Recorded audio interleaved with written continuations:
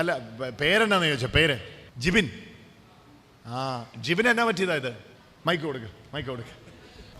Hallelujah. ആ മകന് വേറൊരു അനുഗ്രഹവും കൂടെ ആ വീട്ടിൽ കിട്ടുന്നുണ്ട് കേട്ടോ.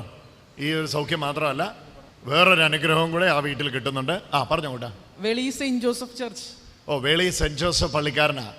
കഴിഞ്ഞ തവണ ബ്രദർ വന്നപ്പോ അവിടെ ഞാൻ വന്നിട്ടുണ്ടായിരുന്നു ധ്യാനത്തിന്. ഓ, വെളിയിൽ ഞാൻ വന്നിട്ടുണ്ടായിരുന്നു. അതെ. ആ, അവിടെയും വന്നിട്ടുണ്ടായിരുന്നു. അതെ.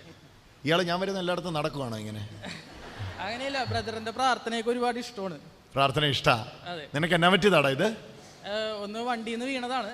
അപ്പൊ ഷോൾഡറിന്റെ ബോൺ ഫ്രാക്ചർ ആയിട്ടുണ്ടായിരുന്നു. ആഹാ, എപ്പോഴാണ് ഇത് സംഭവിക്കുന്നത്? ഇപ്പൊ 1 മാസമായിട്ടുണ്ട്. അപ്പൊ ഇന്നിപ്പോ പോയിട്ട് ഡോക്ടറിനെ കണ്ടിട്ട് വന്നേ ഉള്ളൂ. ഇത് പറഞ്ഞപ്പോൾ തന്നെ എനിക്കറിയാൻ വേണ്ടി ചോദിക്കാം മറ്റുള്ളവർക്ക്. ഇത് പറഞ്ഞപ്പോൾ തന്നെ നിനക്കാണ് ആ സ്പർശനം കിട്ടുന്നതെന്ന് മനസ്സിലായായിരുന്നോ? എനിക്ക് തോന്നിയായിരുന്നു എന്തോ ഒരു വേദന കുറഞ്ഞതുപോലെ. നോക്കിക്കേ, ഇപ്പം നോക്കിക്കേ, എന്നൊക്കെ ചെയ്യാൻ വയ്യ അതെല്ലാം ചെയ്തേ. പുറത്തൊന്ന് തൊട്ടേ, ഒന്ന് പുറമൊന്ന് തേച്ച് കുളിച്ചേ, നല്ലതായിട്ട് തേച്ച് കുളിച്ചേ. ഇച്ചിരൂടെ ആ നട്ടലിൻ്റെ ആ ഭാഗത്ത് സോപ്പ് എത്തുന്നില്ല.